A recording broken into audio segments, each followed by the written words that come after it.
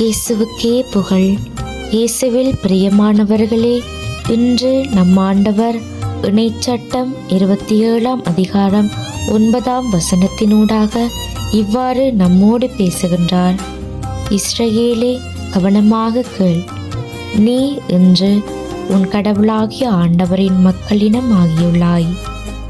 அன்று ஆண்டவர் கொடுத்த வாக்கின்படி இஸ்ராயேல் மக்கள் அவருடைய இனமாக தெரிந்து கொள்ளப்பட்டார்கள். அதே போல ஆண்டவர் இன்று எங்களுக்கும் வாக்கு கொடுக்கிறார்.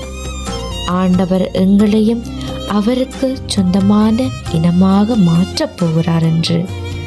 எனவே நாம் அவரின் குரலுக்கு செவி கொடுத்து வாழ வேண்டும்.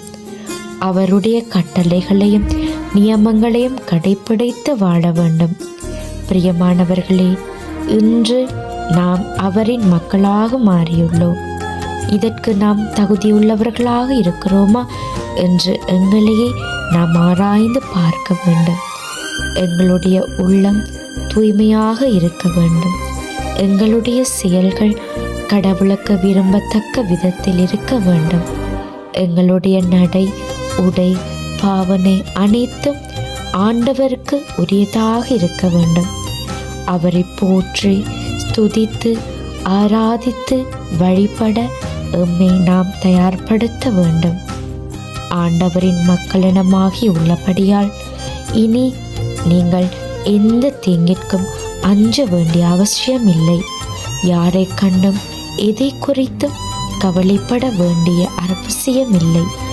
ஆண்டவர் உங்கள் சார்பிலிருந்து செயலாற்றுவார். நாம் செய்ய வேண்டியது ஒன்று மட்டும்தான், அவருடைய கட்டளைகளை கடைப்பிடித்து வாழ வேண்டும்.